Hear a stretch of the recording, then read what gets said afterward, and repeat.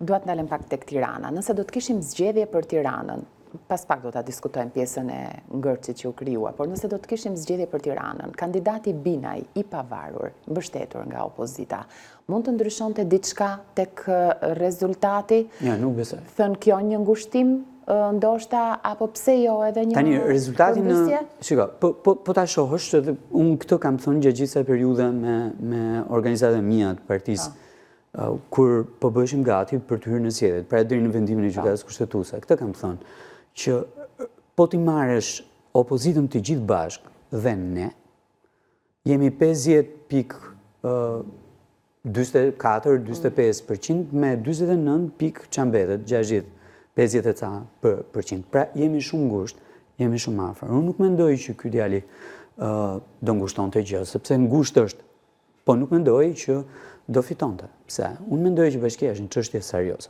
shumë serioze. Dhe ka nevojë për seriozitet. Me thënë drejtën, thëm kjo ka nevojë e para për burime njerëzore, e dyta për mbështetje shumë qartë, politike dhe popullore, dhe e treta për një program që është shumë i qartë, që nuk mund të jetë një program kundër, duhet të jetë një program që zgjidh. Dhe kjo është themelore. Dhe duhet të jetë një program që zgjidh, që është multidimensional. Nuk mund të jetë thjesht dhe vetëm kjo gjëja. Edhe unë nuk kam një marrëdhënie shumë të keqe me ndërtimtarinë në këtë qytet. Sepse ndërtimtaria në këtë qytet nuk është në ekuilibër me jetën e atyre që banojnë në këtë qytet. Nuk është në ekuilibër. Nuk është në ekuilibër, nuk është në ekuilibër me shërbimet publike që duhet ta shoqërojnë ndërtimtarinë. Dhe nuk është në ekuilibër me çdo gjë, me trafiku, me çdo gjë. Kam postuar një foto para 2 ditësh. Ma çoj dikush. Betonierët, apo jo, të trafiku? Po t'ishin betoniera është, se betoniera është më pak e urryshme në këtë qytet. Po ishin ca kamion që mbartin materiale ndërtimi të tmerrshme dhe ishin një 7 në radhë në mes të ditës dhe në mes të trafikut. Domethënë, pra, nuk mund të jesh thjesht dhe vetëm ose duhet bëjmë kryetar bashkie sepse do jem kundër kësaj. Jo, do bëjmë kryetar bashkie që të zgjidh dhe të vë një ekuilibër të qartë midis jetës dhe ekonomisë në këtë qytet. Shikoni, ka një përpjekje për ta bërë këtë qytet më të shtrenjtë. Që qyteti të jetë më i shtrenjtë nuk do të thotë që është më i mirë. Që ti të paguash më shtrenjtë nuk do të thotë që ti je në kushte mirëqenie. Jo, nuk është. Mirëqenia nuk është thjesht konsum. Se kjo është vërejtja dhe për buxhetin dhe për mënyrën se si po zhvillohet ekonomia në këtë vend. E prirur përkundrejt konsumit. Konsumi nuk është gjithmonë mirëqenie. Do kemi mundësi të diskutojmë tek pyetjet që do ju realizoj për Tiranën, por dua të qëndroj pak edhe tek pjesa e aktualitetit. Manastirliu për Tiranën. Duket që është një ndër politikanët më të besuarat, zotit Rama, një njeri pranë kryeministrit, e kanë fjalën që i ka besuar disa dikastere kryesore, ka performuar në qeveri. Tiranën, Manastirliu, Veliaj. Po pa unë dalur shumë të kuj fundit, sepse do të merrem pas pak. Eksakt, do e respektoj këtë që më thoni, unë e kam shumë vështirë të flasë për emra. Nuk doni të komentoni? Ja. Okej. Mirë. Dhe të bëj krahasime midis. Po mirë, krahasimet, sepse bëhet fjalë për Tiranën, për qytetin, edhe pse ende nuk e ka... Në qoftë se duhet flasim për Tiranën, flasim. E qartë, mirë.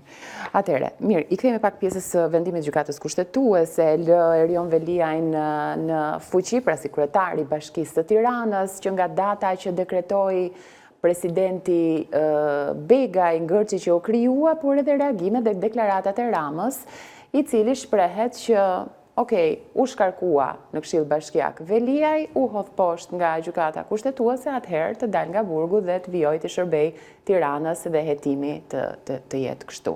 Të gjithë këtë panoramën, të lutem me një përgjigje të shkurtër që do të kem. Për të qenë konsekuent, përsëri nuk po flas për personin Erion Veliaj, po flas për parimin.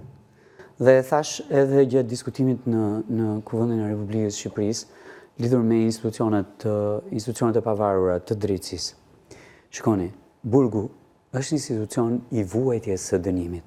Burgu nuk mund të jetë asnjëherë institucion i pritjes së ngritjes së akuzës, së zhvillimit të hetimeve, së daljes në gjyq e pastaj të marrjes së vendimit, e pastaj të marrjes së dënimit, në shkallën e parë, në shkallën e dytë, e pastaj të shkuarjes vuajtjes së dënimit. Nuk mund të jetë kështu. Është një cënim shumë i madh i lirive dhe drejtave kushtetuese në raport me çdo shtetas që nuk vret, që nuk grabit dhe vret duke grabitur. Një shtetasi që nuk përbën rrezik për shoqërinë apo për tjetrin, për lirinë e tjetrit. Nuk mund të jetë për te këtyre rasteve, nuk mund të jetë burgu. Kjo anë që ju thash, pritjes së hetimit, të ngritjes së akuzës, të gjetjes së provave, e kështu me radhë. Burgu duhet të jetë institucioni i vuajtjes së dënimit, dhe kaq. Dhe kaq.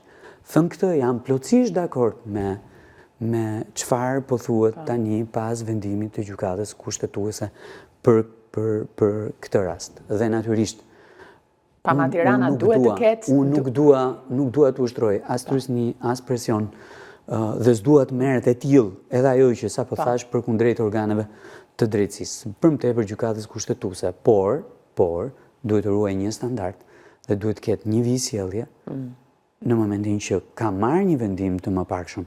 Dhe normalisht, patjetër, duhet të vendos drejtësi edhe për këtë rast, po edhe për qytetin. Edhe për qytetin. Në atë reflektimin që ju thash... Çfarë meriton qyteti tani? Qyteti tani meriton shërbim. Që në fakt, aktualisht është në kushtet kufizuara jashmase. Ju keni... Nga unë has vetë. E kuptoj. Tani... Do më thëmë, nuk është thjesht dufa i kur më lexoni që them isha shumë mirë në fshat. Nuk është thjesht dufë, është reflektimi asaj që unë nuk gjej. Si shërbim publik në këtë qytet.